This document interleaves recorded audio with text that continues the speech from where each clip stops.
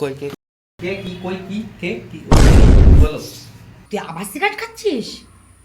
কই সিগারেট আমি খাবো? তাই আমি খাই নাকি সিগারেট? তাই আমি খাচ্ছিলাম না, আমি সিগারেট খাই না, না সিগারেট আমি খেতেই পাই না, আমি সিগারেট খাইনি খাইনি খাইনি, সত্যি খাইনি খাইনি। তোর মুখ দিয়ে তো ধুয়ো বেরোচ্ছিল কেন শুনি? সত্যি কথা বল।